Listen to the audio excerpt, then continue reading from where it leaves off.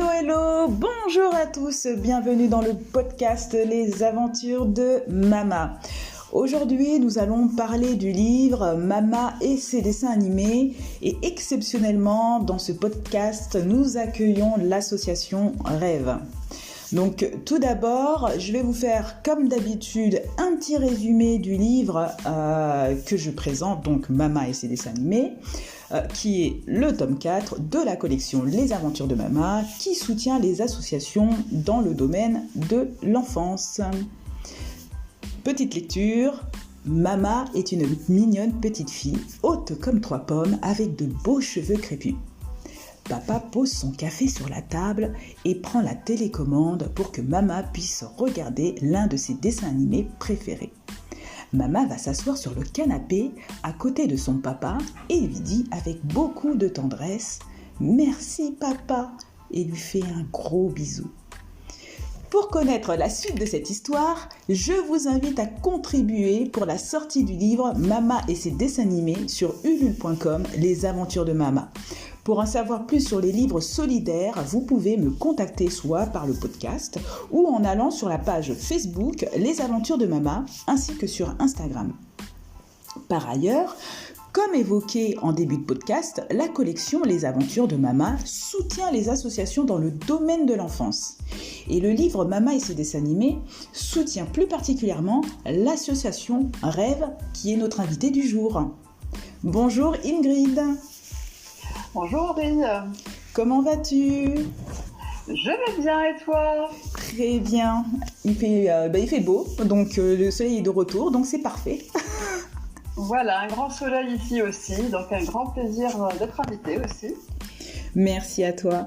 Alors, je tiens à préciser que, en raison du contexte particulier Covid dont je suis victime, eh bien, nous faisons le podcast par visio comme les derniers podcasts, comme les précédents podcasts. Donc, j'espère que vous allez bien l'entendre. Normalement, vous l'entendez puisque les différents podcasts qui ont été diffusés précédemment, on entendait parfaitement les différentes personnes qui ont été interviewées. Donc tout d'abord, je tiens à te remercier Ingrid d'avoir accepté l'invitation à l'interview dans le podcast Les aventures de Mama. Je te souhaite la bienvenue. Merci beaucoup, c'est un grand plaisir de venir et de participer et de savoir qu'on est aussi bénéficiaire de ce beau projet. Donc, c'est avec un grand plaisir que je suis là. Merci.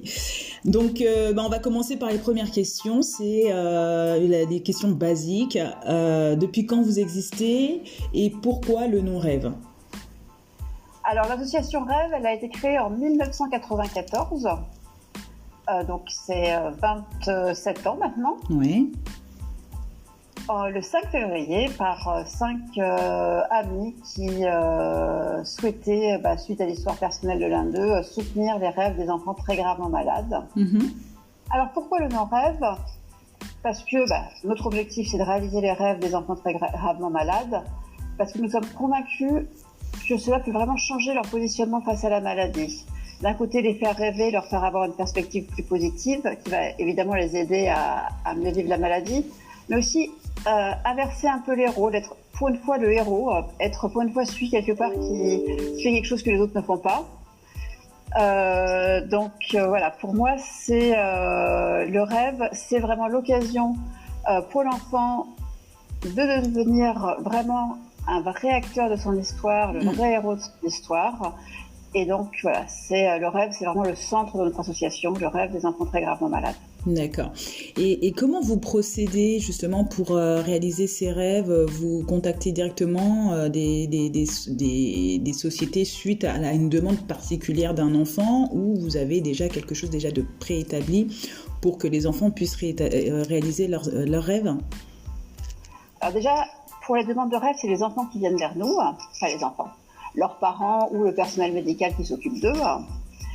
Et donc déjà, voilà, on reçoit ces demandes de rêves qui sont très variées, qui peuvent aussi bien être d'aller à Disneyland ou au Futuroscope ou à un autre parc d'attractions.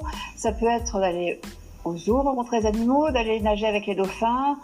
Ça peut être de rencontrer une star. Alors en ce moment, Soprano plaît beaucoup. ou rencontrer un footballeur, ou voilà, énormément de rêves différents. Donc chaque rêve va quand même être un petit peu unique.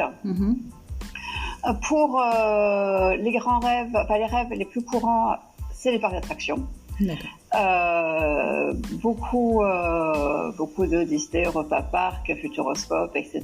Et ces grands groupes, comment ils vous accueillent quand vous faites cette demande particulière? Alors, ils nous accueillent bien, très bien. C'est des partenaires historiques pour la plupart, avec qui vraiment on collabore. Il nous faut vraiment des situations, des circonstances vraiment particulières où les enfants vont peut-être avoir un parcours un peu plus privilégié qu'un enfant lambda. Il aura peut-être plus de facilité à rencontrer les personnages du parc. Alors évidemment, je pense à Disney, les personnages les plus connus, mais même ailleurs, voilà, ils vont avoir un parcours un peu privilégié quand même par rapport à l'ensemble. Et on a énormément de communication aussi pour être sûr qu'ils soient bien accueillis dans les hôtels autour, parce qu'ils ont parfois ils sont malades, donc parfois ils ont besoin d'exigences particulières. Et tous ces groupes-là, ça se passe très bien, que ce soit les zoos, les parcs d'attractions, les parcs semi-parcs vacances comme les Center Parks, etc. Ça se passe toujours très très bien. On a des partenaires, on va dire, fidèles là-dessus. Et vous pouvez me dire approximativement, parce qu'à mon avis, il y en a eu beaucoup de rêves de réaliser, combien de rêves vous avez pu concrétiser depuis la création de l'association? Alors, on a concrétisé plus de 6200 rêves. D'accord. On a été pendant très longtemps sur une moyenne autour de 300 rêves par an. Sur l'exercice 2018-2019, on avait même augmenté encore plus, on a fait 368. Là, on ralentit un petit peu à cause du Covid, évidemment. Et donc, on a beaucoup de rêves en attente. On a plus de 400 rêves en attente. Donc, c'est vrai que ça, c'est quelque chose aussi qu'il va falloir qu'on réagisse dès que le Covid permet pour pouvoir réaliser les rêves de ces enfants qui attendent. D'accord. Et du coup, les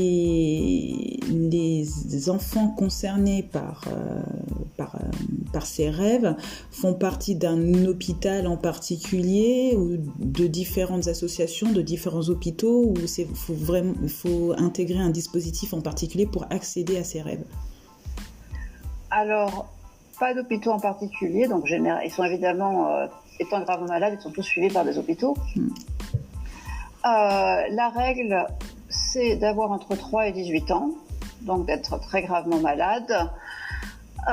Et en fait, il y a un petit questionnaire sur notre site www.rêve.fr qui permet de transmettre les rêves. Donc les parents ou le personnel éducatif de l'hôpital peut remplir ce questionnaire quand il veut faire pour l'enfant. Et là, à partir de là, on vérifie que la pathologie rentre bien dans le cadre, sinon on oriente vers d'autres associations, on laisse personne le bec dans l'eau évidemment. Et à partir du moment où la pathologie rentre, on voit comment on peut construire le rêve avec l'enfant ou avec sa famille, parce que parfois c'est des surprises aussi pour l'enfant. Il y a certains enfants qui ne savent pas que leurs parents ou qu'un proche a demandé un rêve pour eux. D'accord. Ça doit être magique, ça, par contre. En effet, parfois il y a les yeux qui s'illuminent d'un coup sous l'effet de la surprise. Donc je suppose que l'association Rêve est reconnue. Que vous devez avoir des partenaires ou des parrains, comme différentes associations. Qu'est-ce que le podcast peut vous apporter ou vous aider? Comment le podcast peut vous aider? Alors, on a une association là aujourd'hui donc, qui est reconnue, qui a une certaine historique, qui est reconnue d'utilité publique. On a beaucoup de partenaires entreprises. On a aussi des personnalités qui nous soutiennent régulièrement. Je peux citer Vanessa Demouy, Sébastien Loeb et quelques autres, plus ceux qui réalisent les rêves pour nous. Donc voilà, on est quelque part, on a quand même toujours besoin de nouveaux bénévoles, de nouveaux donateurs. On a aussi besoin de sensibiliser les familles ou les proches d'enfants très gravement malades à notre existence, parce qu'il faut aussi que les enfants puissent avoir une chance. Donc voilà, qu'est-ce qu'on peut apporter? C'est peut-être des contacts pour plus de partenaires, si quelqu'un se dit qu'il a envie de faire une action que, je sais pas, par exemple, pendant le confinement, il s'est mis à faire de la couture, du tricot, il a plein d'objets qu'il aimerait bien vendre au bénéfice de quelqu'un, mais il pourrait très bien le faire pour nous, par exemple. C'est bien. Donc voilà, ça peut être aussi des gens qui peuvent avoir des idées d'action. Ça peut être des bénévoles. On a des délégations, donc le siège est à Villefranche-sur-Saône, mais on a des délégations partout en France. Donc si des personnes veulent agir, veulent nous aider à agir, elles peuvent aussi s'adresser à nous sur le site. On a aussi un onglet devenir bénévole. Et on a besoin pour pouvoir réaliser les rêves, on a besoin de personnes qui s'occupent des relations avec les hôpitaux, qui s'occupent de récolter des fonds, qui s'occupent des relations avec la famille, notamment sur le suivi, parce qu'en plus des rêves, on fait des journées récréatives pour tous nos enfants rêveurs qui aient déjà réalisé leurs rêves ou non. Donc, qui sont des journées un peu magiques en plus, mais là, qui sont ouvertes à plusieurs enfants en même temps, y compris à leur famille. Donc, voilà, on a besoin aussi de bénévoles là-dessus. Donc, voilà, le podcast, c'est se faire connaître et savoir qu'on a beaucoup d'actions différentes et qu'on peut avoir besoin on a toujours besoin de plus d'humains et de plus d'aide. C'est très important pour nous. D'accord. Et j'aimerais savoir, puisque du coup, vous dites que vous êtes basé sur Franche et que vous avez d'autres points de localisation. La plupart de mes auditeurs sont basés sur Saint-Quentin en Yvelines ou dans les Yvelines. Vous avez un local pas très loin, c'est dans le 78, je tiens à préciser. Oui, parce qu'on ne sait pas forcément. Voilà, j'étais en train de réfléchir. On est à peu près à 15 minutes de Paris. On a plusieurs délégations en Île-de-France qui n'ont pas forcément toutes des locaux. Parfois, les gens se retrouvent les uns chez les autres. On a des événements en Île-de-France, ça c'est sûr. On a des délégations. Pour le 78, je vérifie pour ne pas dire de bêtises en même temps. Il me semble qu'on en a une. Mais on est présent. Ah non, on a le 91 à côté, on a le 94, le 92, mais pas encore le 78. Mais si vous êtes plusieurs personnes, vous pouvez aussi créer votre délégation dans le 78. D'accord. Et on a des actions, des délégations très actives dans le 92, 94 et 91. Donc déjà pour éventuellement des gens qui seraient intéressés, prendre contact avec ces délégations-là pour voir ce qu'elles font et puis après faire ou pas quelque chose par eux-mêmes. Mais en tout cas, il existe réellement. D'accord. Donc en fait, il y a quand même possibilité de créer une propre délégation dans le 78 pour ceux qui voudraient créer quelque chose en allant sur votre site et en contactant les personnes qui ont déjà créé une délégation. Voilà, tout à fait. Pour créer une délégation, alors le mieux c'est déjà de faire connaissance avec les personnes qui existent déjà sur l'île de France. Et une fois qu'un groupe de personnes est convaincu de vouloir créer une délégation, il prend contact avec le siège, avec le conseil d'administration. On vous dira par qui prendre contact. Et puis après, il y a une petite procédure assez rapide, mais évidemment, les gens qui montent une délégation sont formés pour pouvoir l'encadrer, la délégation. On ne laisse pas les gens dans la nature. D'accord.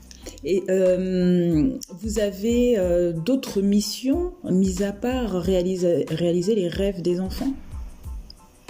Donc voilà, notre mission, le très très loin principal, c'est de réaliser les rêves des enfants, mais ensuite, j'ai parlé des journées récréatives, donc qui sont des journées vraiment magiques pour les enfants et leurs familles, et où plusieurs enfants peuvent venir. Et là, ça peut être des journées aussi bien de vol de baptême de l'air, ça peut être une journée au cirque, ça peut être récemment dans la Manche, ils ont fait une sortie en chien de traîneau sur la baie du Mont-Saint-Michel. Super.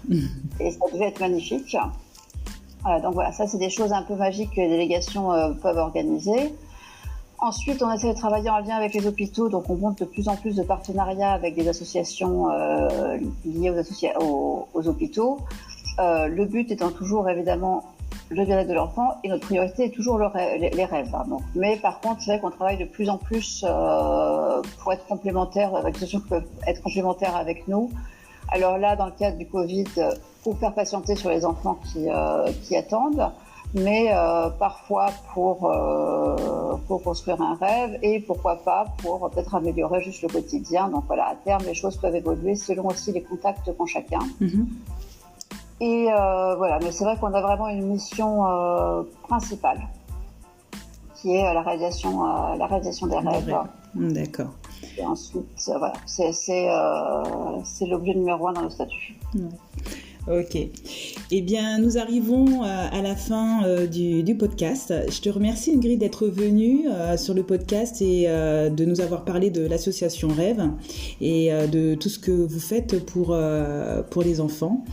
Donc, chers auditeurs, je vous invite à liker et partager ce podcast, de le partager à un grand nombre de personnes pour qu'on puisse, pour que l'association Rêve puisse trouver des partenaires, des bénévoles, et puis continuer cette action, cette initiative qui a démarré au départ par 5 amis, de réaliser les rêves des enfants malades. Donc, continuez à liker et partager au plus grand nombre de personnes. Et n'oubliez pas, la collection Les Aventures de Mama soutient les associations dans le domaine de l'enfance à travers la vente de ses livres, c'est-à-dire un livre acheté égale 1 euro reversé à une association.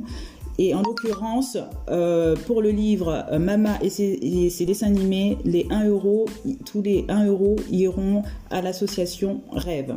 Donc n'hésitez pas à faire un tour sur Facebook, Instagram et YouTube pour en savoir un peu plus sur la collection Les Aventures de Mama. Merci Ingrid, au revoir. Merci Aurélie, au revoir. Au revoir tout le monde et merci pour votre écoute.